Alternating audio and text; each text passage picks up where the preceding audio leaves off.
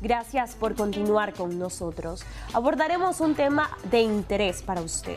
Nefropatía diabética. ¿Cómo afecta la diabetes al riñón? Para ello ya nos encontramos con el doctor Javier Bravo. Un gusto, doctor, de compartir una semana más con usted esta mesa, ¿verdad? Gracias, Ailey. Una vez más aquí en la revista Acción desde la Mañana. Este tema es muy importante, puesto que es una complicación crónica de la diabetes, caracterizada por alteraciones o daño meramente al riñón o a la nefrona, como dice nefropatía, o sea, una inflamación o un daño renal crónico, que consiste no más que alteraciones propiamente del riñón producto de una diabetes descompensada o por los años de diabetes. O sea, entre más años tenga el paciente, mayor es el tiempo que se da la complicación de la enfermedad. ¿Cuáles son sus síntomas? Normalmente la nefropatía diabética carece de síntomas, ya que normalmente para poderla diagnosticar se clasifica en 5 etapas. En la primera etapa, que puede ser meramente al diagnóstico de la enfermedad, que se caracteriza por una hiperfiltración del glomérulo en la cual el paciente no tiene meramente ningún síntoma, simplemente está orinando bien, está normal, no tiene chistata, no tiene dolor, no tiene nada. La segunda etapa, que estamos hablando ya de posteriormente de los 5 a los 10 años, a los 5 más o menos 10 años, es cuando ya el paciente tiene pequeñas inflamaciones de lo que es la área de la membrana basal de la nefrona y que normalmente pues también no cursa con síntomas algunos.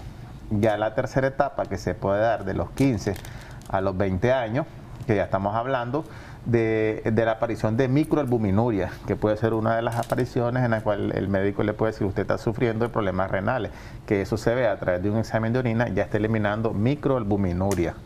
Ya la etapa 4, que ya estamos hablando de entre los 25 y 30 años, que ese paciente ya tiene daño renal aumentado y ya no se eliminan las microalbuminurias, se eliminan las macroalbuminurias, es decir, las proteínas de mayor peso molecular, y eso va afectando a la nefrona.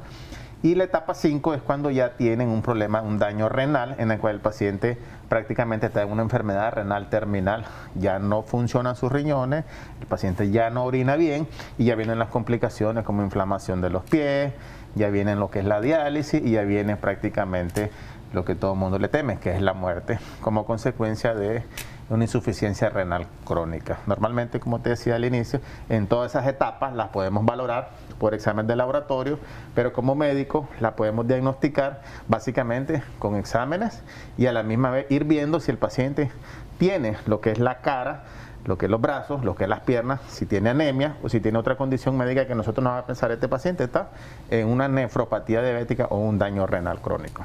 Si el paciente llega a esta etapa 5, ¿es reversible o ya no hay remedio? Ya no hay remedio, desgraciadamente. Es una enfermedad totalmente irreversible. Ya estando en el daño, ya no hay vuelta atrás. Lo que hay que hacer ahí nomás es tratar la sintomatología que tiene el paciente, porque recordemos que varias de las funciones que tiene el riñón es eliminar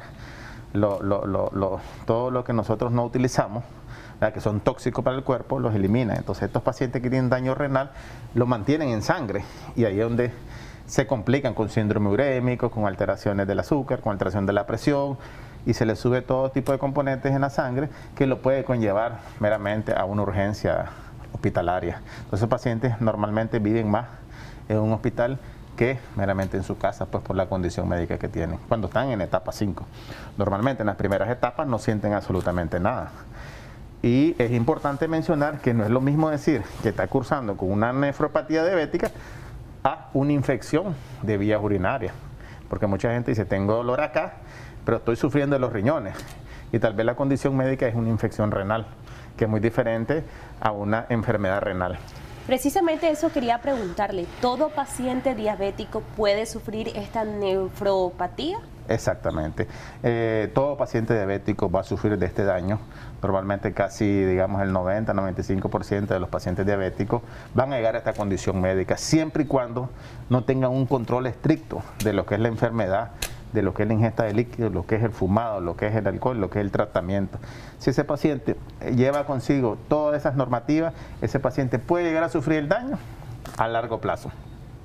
Pero a corto plazo son aquellos pacientes desordenados con sus altos niveles de azúcar que aumentan de peso, que no se controlan con los alimentos, esos pacientes en menos de 5 o 10 años desarrollan la enfermedad, porque desgraciadamente la diabetes es una enfermedad crónica que con el tiempo deteriora no solo el riñón, deteriora el hígado, deteriora el corazón, deteriora los pulmones, deteriora totalmente todo el cuerpo. Pero como estamos hablando de la patología como tal, que el riñón juega un papel fundamental en la eliminación de los tóxicos, entonces estos pacientes pueden llegar a sufrir complicaciones, inclusive hasta un infarto. También hay que mencionar un poco que en la parte del riñón hay una hormona que se produce que se llama eritropoyetina, que esa lo que hace es madurar los glóbulos rojos, que el paciente o nosotros pues, no caigamos en anemia. Entonces estos pacientes con ese daño renal llevan a la par lo que es la anemia, por mencionarte una de las condiciones que pueden tener. Y esa anemia te disminuye el aporte de oxígeno a nivel del cuerpo, a nivel del corazón, y puedes sufrir un problema de infarto. ¿Me entiendes? Entonces, la consecuencia meramente de la nefropatía es bastante importante mencionarla porque el paciente puede sufrir daño. ¿La nefropatía afecta a algún otro órgano? Meramente está directamente al riñón, ya, porque como la palabra dice nefropatía, es un daño meramente a las nefronas. Y en las nefronas hay millones y millones en el riñón, perdón, hay millones y millones de nefronas. Entonces, a medida que el tiempo va pasando, por eso es que te decía la evolución, por etapas, 5, 10, 15, 20, hasta 30 años, se van deteriorando. Llega un momento que no hay tantas nefronas que se están dañando, que ya el paciente ya cae meramente a un daño del riñón. Hay que mencionar también de que estos pacientes tienen que tener poca ingesta de sal, ¿ves? Porque a medida que el tiempo va pasando, en etapa 3 y 4, cuando ya hay microalbuminuria y macroalbuminuria, este paciente lleva a la par el aumento de la presión arterial. Y es ese paciente, una vez diagnosticado con la diabetes, no se le da tratamiento para la hipertensión, ese paciente queda desprotegido y el daño puede ir aumentando. Por eso es que algunos de los pacientes que yo he visto les instauro tratamiento y lo primero que me dicen, doctor, yo no estoy sufriendo de la presión. Pero resulta que en el riñón aparece un acápite que dice proteína, una cruz o a veces salen 2 cruces. Entonces, en un paciente diabético eso es llamativo, porque ya el paciente está sufriendo de ese daño renal. Entonces, es ahí donde uno le instaura un tratamiento para proteger el riñón. Lo otro importante que hay que mencionar son los exámenes de laboratorio. Por ejemplo, la creatinina es uno de los exámenes que se debe hacer en estos pacientes para ir valorando su función renal, porque ya está la fórmula estandarizada de lo que es la tasa de filtración del glomérulo, que dice la fórmula 140 menos la edad por el peso sobre la creatinina por una constante que es 85, en el caso de las mujeres, por 72, perdón, por 72, en el caso de las mujeres se multiplica por 0.85 para sacar el rango. Cuando nosotros valoramos la tasa de filtración glomerular y la encontramos arriba de 100, ese paciente tiene buena función renal. Cuando ya baja entre 100 y 80, ya estamos hablando de estadio 1, de 80 a 60 estadio 2, de 60 a 40 estadio 3 y menor de 20 estamos hablando de estadio 4 y 5. Que es lo que volví a decir, que ya cuando tiene una tasa de filtración menor de 20, entonces ese paciente ya está en insuficiencia renal, no orina del todo, por más que quiera, ese paciente está totalmente obstruido, no orina, o sea, no hay manera de cómo el paciente logre eliminar eso, y lo que termina haciendo es diálisis. Yo siempre he dicho que este tipo de enfermedades es muy silenciosa, entonces, ¿qué debería alarmar al paciente y decir, no está normal esto que me está sucediendo? Muy buena pregunta. Lo de silencioso, tenés toda la razón. Muchos pacientes cuando se les diagnostica la enfermedad ya tienen un proceso adelantado de la enfermedad renal, porque muchos pacientes se niegan a que esa enfermedad ahí está y comienzan a tener hábitos alimenticios como que están sanos. Entonces, estos pacientes, ¿qué es lo que lo llevan a tener el problema? Cuando se hace un examen de orina por rutina, ¿verdad? O están teniendo elevaciones graduales de presión arterial. Entonces el médico tiene que darse cuenta que en ese momento, que si es diabético y ya está teniendo elevaciones de presión, este paciente puede estar sufriendo un problema de insuficiencia renal.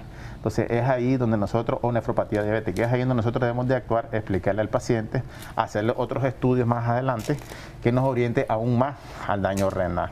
Pero ¿cuál es el objetivo de esto? Es que tratar de que ese paciente, sus complicaciones crónicas, se vayan aminorando a medida que controlemos la glucosa. Y acordemos que muchos pacientes tienen el ácido úrico alterado, el colesterol alterado, el triglicérido alterado, otros exámenes de laboratorio alterados, que esos conllevan también a daños del riñón. Entonces también hay que hacer un chequeo meramente de otros componentes en la sangre. ¿Cuáles son sus recomendaciones generales para todos nuestros amigos televidentes que de repente pueden estar en esta etapa de la enfermedad? Uno, es importante que el paciente, una vez que se diagnostique la enfermedad y el médico le oriente a hacerse exámenes, haga caso meramente en lo que el médico le está orientando. Porque no es lo mismo estar en la enfermedad como tal, porque ya el paciente está sufriendo a través de la diálisis, a llegar a la enfermedad. Entonces es importante que ese paciente que está apenas en desarrollo de la enfermedad y que podemos frenar muchas complicaciones, se mantenga en un buen control metabólico. Lo segundo, que haga un poco de ejercicio como siempre se los he dicho. Lo tercero, mantener buenos hábitos alimenticios. Lo cuarto, eliminar bastante lo que es el alcohol y el fumado. Sabemos que mucha gente lo hace, irlo aminorando poco a poco, porque ya una vez que la enfermedad está instaurada, no hay vuelta atrás. Lo que hacemos nada más es aumentar las complicaciones con todos los malos hábitos alimenticios que tenemos. Entonces es recomendable eso, acudir a la cita a su médico, se haga sus chequeos de laboratorio y que viva tranquilo. A propósito que la nefropatía afecta meramente al riñón, recordémosle a todos nuestros amigos televidentes cuánta agua hay que beber al día. Lo que yo puedo recomendar, porque hay diferencias de opiniones, lo que yo puedo recomendar es que el paciente pueda beber de 4 hasta 8 litros de agua en el día. Estamos hablando de casi 1 galón, 2 galones de agua al día.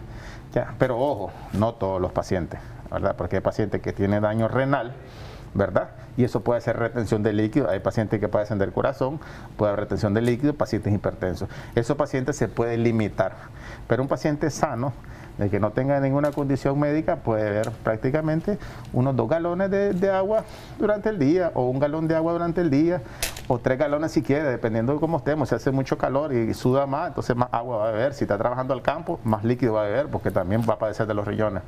Pero lo normal más o menos por ahí puede andar, que sean más o menos de 5, 6, 7 litros de agua meramente en las 24 horas. Es muy importante lo que usted está señalando ahorita. Muchas gracias, doctor, por compartir este espacio con nosotros y por llevarles a nuestra teleaudiencia temas de interés. Un gusto, doctor. Gracias igualmente por la invitación. Usted, amigo televidente, quédese con nosotros porque continuamos con más de Acción 10 en la mañana.